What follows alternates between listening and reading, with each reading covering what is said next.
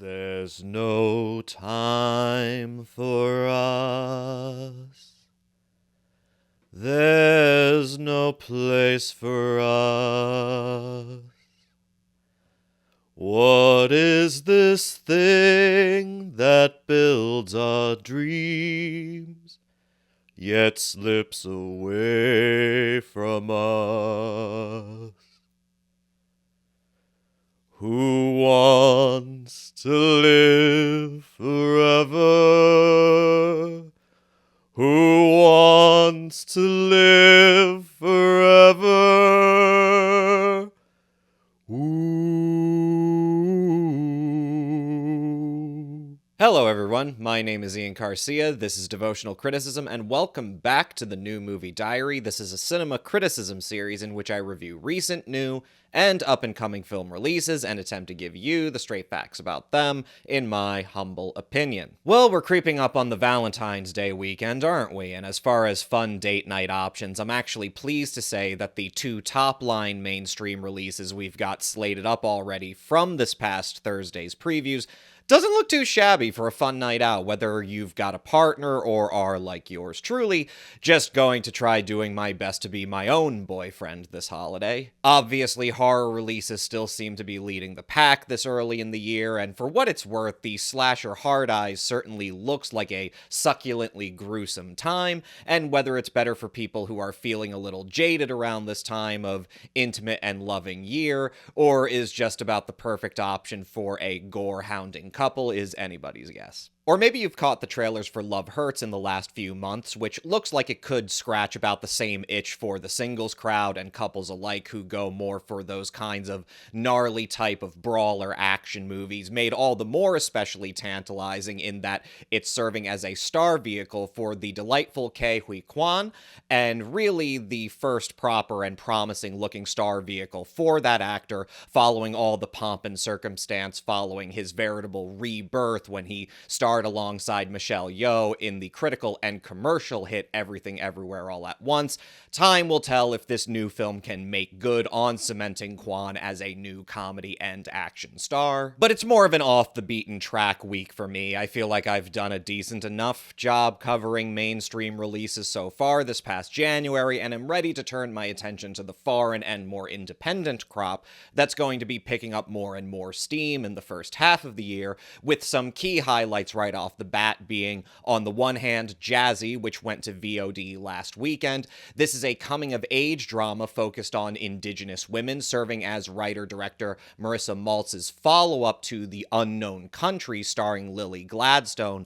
that was released in the summer of 2023. Gladstone also appears in this film, though the plot of the new film, Jazzy, now focuses on a supporting character from The Unknown Country, that being Jasmine Jazzy Shangro. And then on the other hand, a really exciting-looking French dramatic thriller, No Chains, No Masters, set against the backdrop of the West African slave trade. That's definitely one to watch out for later in the year, as its theatrical release so far is really quite limited. In fact, both of those top-line items from this past weekend have a quite limited theatrical purchase so far, so while you can watch Jazzy just now on VOD, as I said, as a staunch advocate of the theatrical experience, I am happy enough to say that there was one other new independent and foreign release that managed to get much more main street accessibility than either of those, that being Bring Them Down. Marking a feature film debut for writer-director Christopher Andrews, Bring Them Down is a thriller set against the rolling, deeply forested hill country of rural Ireland, and stars none other than the Wolfman himself, Christopher Abbott, as Michael O'Shea, an unmarried sheep herder who lives alone with his invalid father Ray, played by Colm Meaney. One morning, Ray receives a call from one of their neighbors that they discovered two of the O'Shea's rams dead near their property. Suspiciously, when Michael goes to see about these two disappeared rams, the son of the family, Jack, played in true character form by Barry Keoghan, informs him that he has already destroyed their bodies, apparently worried about disease. There's clearly a history of bad blood between the O'Shea's and their neighbors, not the least because the father of the family, Gary, played by Paul Reddy, is currently married to Michael's old teenage flame, Carolyn, played by Nora Jane Noon. While the reserved but rather disquietingly rigid Michael manages to keep a patient rapport with them, his heart especially softened by his feelings for Carolyn, it isn't a day before he arrives at the sheep-selling market to buy 2 new rams, to discover the same pair he lost among Gary and Jack's livestock. From there, simmering bad blood boils over into an escalating series of violent reprisals. So I don't know about you out there, but as a dyed-in-wool film lover, even when I end up watching a movie that, by the end of it, I don't think is terribly great, there is a very special feeling I get where, even within the first few minutes of watching a movie, there's something in it, even something small, that resonates with me, but then what it is that's resonating with me turns out to be this intuition about the vision behind the art that ends up paying off in a way that I not only couldn't have expected, but am absolutely elated to see revealed to me as like, oh, I was tapping into exactly what this artist was going for. And I don't strictly mean like seeing a twist coming ahead or picking up on a bit of foreshadowing, and in the case of Bring Them Down, I'm strictly talking about just small bits and pieces of it that just gave me that intuition about what Christopher Andrews, as a writer and director of this first project for him, was trying to tap into emotionally and psychologically about what he's trying to portray in terms of the lives of these characters. Bring Them Down is a movie filled with characters who are, to put it lightly, deeply flawed, and without giving too much away in terms of the narrative structure of it, what Christopher Andrews does to try to play with our assumptions about how this movie has been characterized by some film critics as a revenge thriller or a subversion of the revenge thriller, but honestly, I think this movie is much better understood in the dramatic sense of its being about not revenge, but a feud. That what it ends up doing structurally, and again, I hope I'm not giving too much away here, what Andrews does to flip the script, flip our perspective, and completely reframe our understanding of the story as not really being about revenge, but as being, on the one hand, the extreme and impulsive actions that people are often pushed towards when faced with a combination of both isolation and desperation, but also, on the other hand, what that isolation and desperation can also do in terms of fermenting these animosities and antagonisms that, when you take a step back and present a fuller picture of what all these characters, not just the good and bad characters in a binary sense, what all of them are experiencing, you sort of are confronted with the profound absurdity of why these antagonisms even exist in the first place, or why they seem so all-fired strong. Whether this feud that ferments between the O'Sheas and their neighbors isn't in itself, in a really dark and twisted way, something that gives them a reason for being and persevering in the absence of anything tangible that can bring contentedness into their lives. And I think one of the major accomplishments of Bring Them Down, even if in the grand scheme of things it's not that special as either a so-called revenge thriller, even a subversive or revisionist one, or as a more dramatic thriller about desperate lives lived on the margins of modernity, as these Irish rural farmers do, is the extent to which, well before that big twist in the narrative structure that occurs about halfway through the film, is that Andrews is already planting the seeds of our ability to really identify with something so granular about these characters' psychology that is directly informed, not even by their desperation, not even necessarily by their isolation, but even just by their environment, starting with just how this film opens, which is a protracted driving shot from the point of view of a car as it's driven down this long, narrow, forested dirt road. Now, lots of movies, especially in settings as remote and rural as this, open like that, with a driving shot, with the most direct way that you can really situate your audience in the environment of a setting, except that usually filmmakers do something to stabilize the camera, whereas Andrews and his cinematographer Nick Cook have seemed to have opted to do this shot handheld, which means that with every undulation of the road, our frame of view shakes and jitters quite violently at times, with even at times Andrews and Cook seeming to not be able to hold on to any kind of picturesque framing of the road itself. And that really seems to be an inspired choice that informs a lot of the visual execution of Bring Them Down. Right from the outset, the point is not to merely represent the visual information of the setting, this long, winding, undulated, isolated road, but to convey this feeling about just how living here and driving along these roads every single day means that you have to kind of be acclimated to just being shaken and physically disturbed and destabilized all the time. By the same token, when we watch Abbott as Michael shepherding in these rolling dark hills where signs of civilization are literally invisible in all this natural expanse,